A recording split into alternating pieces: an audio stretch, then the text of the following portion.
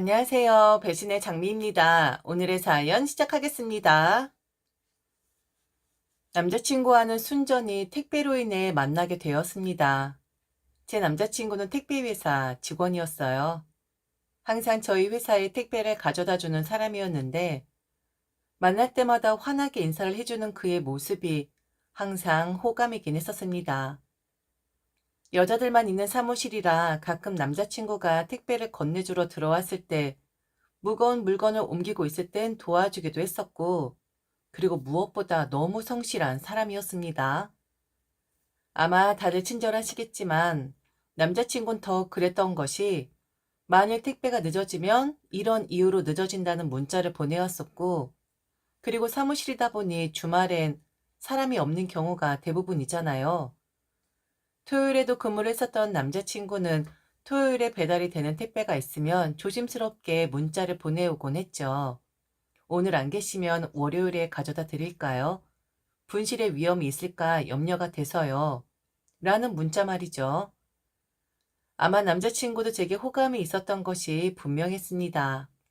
그런데 섣불리 다가올 순 없었겠죠.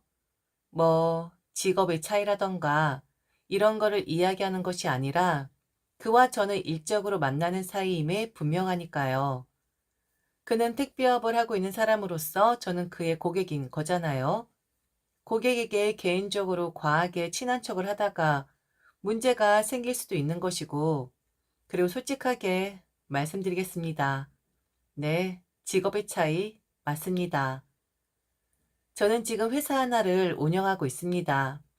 인테리어 소품 회사인데 20명 정도 직원이 되고 그중 5명은 창업 멤버입니다. 대학 동기들로 이루어진 미술을 전공한 사람들끼리 모여 소품을 만들고 있고요. 공장에서 찍어내는 것이 아닌 직접 저희 손으로 만드는 작품들이라 세상에서 하나밖에 없는 소품이다 라는 희소성이 있어서 요즘 젊은 사람들에게 각광을 받고 있죠. 그리고 얼마 전 사업의 크기를 조금 더 확장을 해서 뛰어난 조향사분을 모셨습니다. 앞으로 그분께선 향수 부분을 맡아주실 계획이고, 이 또한 세상에서 하나밖에 없는 그런 나만의 향수가 되지 싶어요. 사업 수완이 좋았던 저는 지금 아주 승승장구입니다. 성공한 젊은 CEO라고 할 수 있을 만큼 부와 명예를 얻었고, 오로지 저의 힘으로 얻은 것이고 저의 노력으로 이뤄낸 결과이기 때문에 그렇게 겸손하고 싶진 않네요. 잘난 사람이라는 것은 저도 인정하는 바예요. 그런 저와 택배 기사인 남자친구, 글쎄요. 다들 처음엔 놀랐었습니다. 어떤 친구는 저보고 미쳤냐고 하더라고요. 혹시 심심해서 지금 그러는 거냐고, 왜 그런 남자를 만나는 거냐고, 너 정도면 어떤 남자든 만날 수 있는데 왜 하필 택배 기사냐고, 그렇게 생각할 수도 있겠지만 사람이 사람한테 끌리는 건 정말 어쩔 수가 없는 거 아닌가요? 그냥 저는 남자친구가 좋았습니다. 예전에 이런 남자들을 만났었는데 그들은 속물들이었다, 겉만 화려한 그런 인간들이었다라는 그런 진부한 비교하고 싶지 않았고, 그냥 열심히 땀 흘리고 밝게 웃고 누구보다 친절한 그의 모습이 참 좋았어요. 저희 1층의 경비분이 참 불친절하세요. 그분은 절대로 남에게 웃어주는 그런 분이 아니십니다. 만일 잘못해서 저희 건물에 주차를 한다? 그 경비분이 바로 호통을 치고 아주 그냥 홍군형을 냅니다. 이 건물에서만 제가 지금 8년째 있는 중인데 그 경비분 웃는 모습을 단 한 번도 본 적이 없었거든요. 그런데 유일하게 남자친구에게만 미소를 보입니다. 추운 날엔 따뜻한 커피를 건네고 더운 날엔 얼려놓은 물을 건네죠. 그리고 환하게 웃습니다. 남자친구가 저희 건물에 오는 시간이 거의 정해져 있는데 미리 엘리베이터를 1층에 잡아놓을 정도예요. 그 정도로 남자친구에게만 친절과 웃음을 베푸시는 분인데, 그래서 더 궁금했어요. 왜 저 사람에게만 유독 친절할까? 이유가 뭘까? 그런데 그럴만 하더라고요. 아마 지금 제 이야기를 들으시는 분들, 제 남자친구 보시면 바로 무장이제 되실 거예요. 얼굴이 잘생겼다 이것이 아니라 사람에게서 풍겨 나오는 분위기 자체가 참 따스하거든요. 저는 남자친구에게서 처음 느꼈어요. 사람의 분위기가 말을 하지 않아도 저렇게 따스하고 온화할 수가 있는 거구나. 그 사람의 온기를 느껴보지 않아도 그냥 서 있어도 느낄 수 있는 것이 있구나 라는 것을요. 진짜 신기한 경험이었고, 아, 제가 너무 남자친구 자랑만 했네요. 암튼 제가 먼저 고백을 했고, 처음에 남자친구도 얼떨떨해 하긴 했어요. 왜 자기를 좋아하는 거냐고. 자기는 자격이 안 된다는 그런 구시대적인 말을 하더라고요. 저는 끊임없이 남자친구에게 대시를 했습니다. 그를 만나고 싶었고, 그와 인생을 함께 하고 싶었고, 그리고 그 자격이라는 것이 오히려 제게 없지, 남자친구에게 없다라고 생각을 하지 않았어요. 제발 저를 받아달라 했습니다. 그 정도로 남자친구는 매력적인 사람이었거든요. 매달렸고 또 매달렸어요. 자기한테 장난하는 거냐 하더군요. 그런데 자기는 놀아날 생각이 없다고 서로 너무 다른 사람이니 이러지 말아달라 하길래 그땐 제가 눈물까지 보이며 제 진심을 알아달라 했습니다. 10번 찍어 안 넘어가는 나무 없는 법이죠. 그런데 한 100번 정도 찍었던 것 같긴 해요. 결국 저는 남자친구의 여자친구가 되었고 주변에서 우리를 바라보는 시선, 처음엔 얼마 못 갈 것이다. 분명 저란 사람이 남자친구에게 질릴 것이다 라고 했지만 저희는 그렇게 2년을 만났습니다. 좋은 사람임에 분명했고 제게 마음의 안식을 가져다주는 사람임이 틀림없었고 하고 싶은 일이 있었지만 경제적인 상황으로 인해 못하고 있다라는 것을 알았을 때 지원만 좀 해주면 성실하니까 해낼 수 있는 인재라고 생각을 했어요. 알고 보니 남자친구 학벌이 매우 좋더라고요. 그러다가 알게 되었습니다. 남자친구의 집안 사정을요. 저는 부모가 자식을 편애하는 것 아주 극도로 혐오하고 그런 사람들은 부모 자격도 없다라고 생각하는 사람입니다. 낳았건 안 낳았건 어찌 되었든 무슨 사정이 있었든 간에 내 자식으로 받아들이겠다 마음을 먹었다면 적어도 그 자식이 성장을 하고 뭔가를 이루고 싶어 지원을 바랄 때까진 지원을 아끼지 않는 것이 바로 부모의 할 일이라고 생각을 합니다. 부모에게 지원을 받아 어느 정도 궤도에 오른 자식은 당연히 그 부모를 부양할 의무와 책무가 있다고 생각을 하고요. 그런데 남자친구는 좋은 학교로 나왔음에도 바로 택배를 시작할 수밖에 없었던 건 집안의 강요로 인해 라는 것을 알게 되었습니다. 1년만 취업 준비를 하면 얼마든지 좋은 기업에 입사를 했을 사람입니다. 그런데 집안 내에서 니까짓 게 라는 말을 했다 하더군요. 그 이유가 뭐였냐면 지금 부모님은 큰 아버지와 큰 어머니셔. 우리 아버지는 돌아가셨거든. 기억은 있어. 아버지에 대한 기억. 그런데 하도 오래돼서 기억이 가물가물하긴 해. 아버지는 참 좋은 분이셨고, 그리고 다정한 분이셨어. 그런데 나를 두고 홀로 가셨지. 엄마를 잃은 슬픔을 이겨내지 못하신 거라고 했어. 나는 큰아버지와 큰어머니 댁에 맡겨줬고, 거기 입양되어 자랐어. 내 위로는 2명의 형이 있고, 음, 공부를 잘하긴 했는데, 사실 그게 그렇게 좋지는 않더라고. 형들보다 공부를 잘한다는 것은 말이야. 뭐? 아니, 공부를 잘하는 게 좋지 않았었다고? 혹시 그분들이 당신한테, 아니야. 이상하게 생각하지 말아줘. 단지 우리 큰아버지와 큰어머니는 형들이 잘 되기를 바랐을 뿐이야. 얼마나 힘드셨겠어? 우리가 다 1살 터울이거든? 내가 대학을 졸업하고 취업 전선에 뛰어들려고 했을 때 작은 어머니가 나를 부르시더라고. 그냥 택배 일을 하라고. 공부 잘한 것도 나는 속이 상했었다고. 다들 아직 취업을 못했는데 네가 대기업이라도 들어가면 나는 억울해서 못 살 것 같다고. 그러니 그냥 그 일을 해달라고 하더라고. 그래서 이 일을 하고 있는 거야.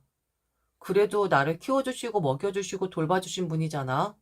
그분의 마음을 아프게 할 순 없지. 안 그래? 형들이 얼른 좀 취업이 되어야 하는데 참 쉽지가 않네. 이런 말도 안 되는 상황 속에 남자친구가 있었던 거였어요. 분노가 일었습니다. 너무 화가 났어요. 그런데 그런 말을 하면서 화나게 웃는 남자친구의 얼굴을 보는데, 아, 진짜 사람이 이렇게 착해도 되는 건가? 아니, 원망도 안 되나? 아니, 그들에게 맡겨진 건 남자친구의 잘못이 아닌데, 그냥 그걸 받아들인다고? 제가 너무 화가 나더라고요. 저는 남자친구에게 프로포즈를 했습니다. 결혼하자 했어요.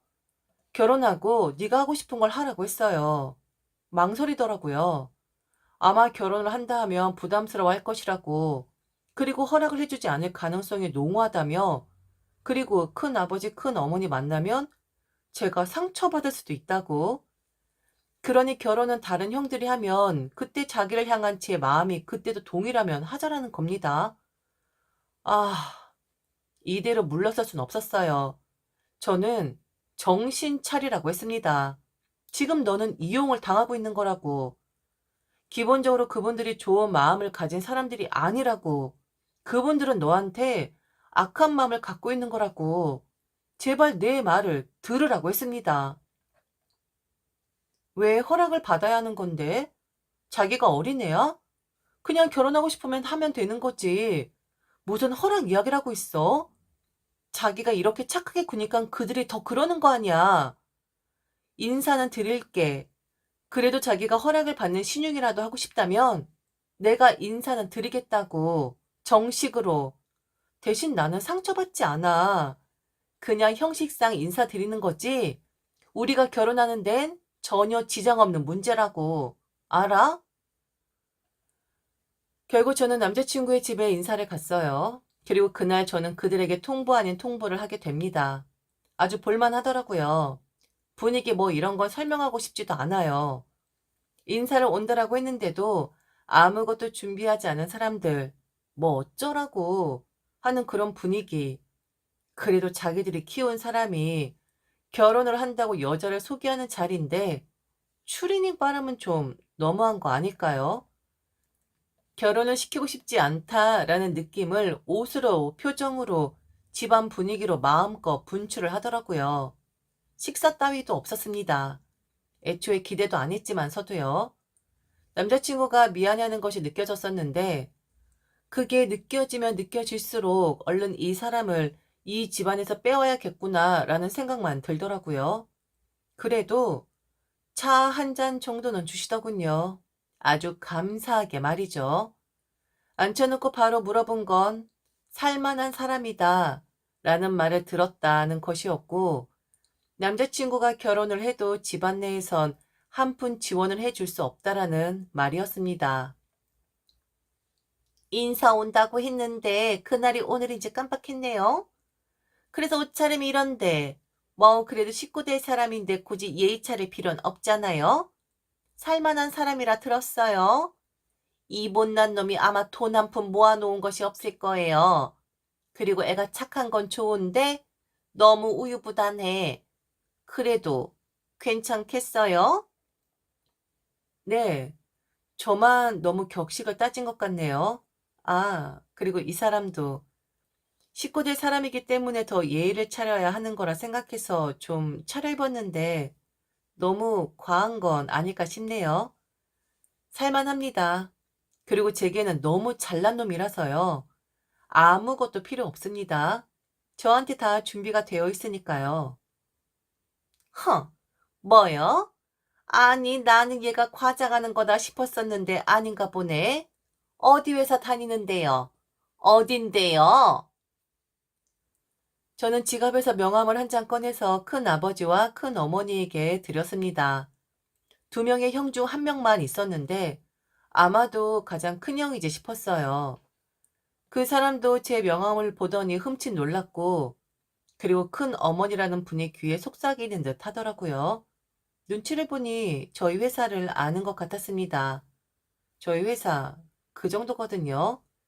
요즘 사람들, 그리고 트렌드를 아는 사람들은 거의 알고 있는 큰 어머니라는 사람이 놀란 눈치로 자세를 다시 고쳐 잡더니 진짜 이 회사 대표냐고 하는 겁니다. 그래서 그렇다고 했고, 그럼 이 사람 결혼하는데 전혀 문제될 것 없지 않냐 했어요. 그랬더니, 이 사람들 뭐라 하시는 줄 아십니까? 진짜. 아니, 어떡해? 얘가 지금 택배 기사예요. 그건 알아요? 너 지금 직업 속인 거 아니야? 아니, 옆에 얘, 우리 아들. 이 아들처럼 멀쩡한 애를 두고 왜 하필 택배 기사를? 이 아들이 이번에 대기업에 입사 지원서를 냈어요. 이번에 합격할 수도 있어요. 아가씨, 아니 대표님 정도면 이런 사람을 만나야지. 아니 왜? 제가 좋아서 만나는 겁니다. 그리고 지금 다른 아드님 말씀하시는 거예요? 예의가 없어도 너무 없으신데요? 아, 일어나 봐야겠네요. 암튼 오늘 인사 정도만 드리려고 온 겁니다. 이 사람이 인사는 드려야 한다고 하기에 형식적으로 한번 와봤는데 엉망이군요. 뭐요? 아니 지금 엉망이라고 했어요? 아니 우리가 저놈 키우느라 얼마나 돈을 많이 들였는데 못난 놈이라서 키움값도 못 받고 효도도 못 받고 그리 살고 있는데 뭐요? 엉망이요? 허, 그렇게 대단한 사람이면 대신해주면 되겠네. 남편이 못나면 며느리가 한다고? 그래. 그동안 못 받은 효도 좀 한번 받아봅시다. 집 한 채 해줘요. 그 정도 능력 되겠네. 집 한 채 해주면 결혼시켜줄게. 그 정도는 우리도 받아야지만 손해를 안 보는 거지. 이대로는 절대로 결혼 못 시키지. 침내나. 야, 너 집 한 채 정도는 우리 해줘도 되는 거다. 맞잖아. 우리가 너를 어떻게 키웠냐? 너 말을 해봐, 좀. 아주머니, 지금 뭐 하시는 겁니까? 집이요? 허락이요? 저는 이 사람 모셔가는 겁니다. 제가 레드카펫 깔아 이 사람 모셔가는 거라고요. 그리고 얼마 들었는지 내용 증명 보내세요. 그런 제가 집까진 아니어도 그 돈 드리도록 하죠. 그런데 이 사람 택배기사로 일하면서 그 돈 몽땅 다 이 집안에 준 걸로 아는데 오히려 이 사람의 내용 증명 보내야 하는 거 아닐까요? 이 사람은 지금 바로 제가 모셔갑니다. 집안꼴 하며 내 소중한 사람이 있을 만한 장소가 아니네요. 그리고 보내세요. 그럼 그에 맞게 보상해 드릴 테니 그럼 안녕히 계십시오. 그동안 보살펴 주는 척 해주셔서 감사드립니다. 결혼식은 오지 마세요. 어차피 초대 안 할 거니까. 저희 외국 가서 결혼할 거거든요. 처음부터 빈정상했지만 자기 아들 들이댈 때 그때 완전 기분 망쳐버렸고 이 사람들은 그냥 막 나가도 되는 사람들이구나 싶더라고요. 그 큰 아버지란 사람은 한마디를 안 하더군요. 그냥 헛기침만 하더라고요. 저는 남자친구 그 집에서 데리고 나왔고 그리고 저희는 작년에 하와이에서 결혼을 했습니다. 남편은 지금 공부를 좀 하고 있고요. 그리고 저는 그의 내조를 하고 있습니다. 결혼 전 딱 한 번 그의 형에게 연락이 왔었는데 남편이 그땐 좀 다른 모습을 보이더라고요. 할 만큼 하지 않았냐고, 이제는 내버려둬도 되지 않냐고, 솔직히 갚을 거 다 갚지 않았냐고. 이후 그들은 한 번도 연락 온 적 없어요. 일도 잘 되고 남편 공부 열심히 하고 그리고 무엇보다 저희는 서로를 너무 사랑합니다. 왜 제가 이 남자에게 반했는지 아시겠나요? 남편은 콩쥐 같은 사람이었어요. 콩쥐의 결말은 해피엔딩이잖아요. 그래서 저를 만난 거라고 가끔 농담처럼 말을 하곤 하는데 사랑하며 배려하며 남들에게 베풀며 그리 살려고 합니다. 그리고 언젠간 우리의 주니어와 함께 말이죠. 지금까지 들어줘서 진심으로 감사합니다. 이상 배신의 장미였습니다.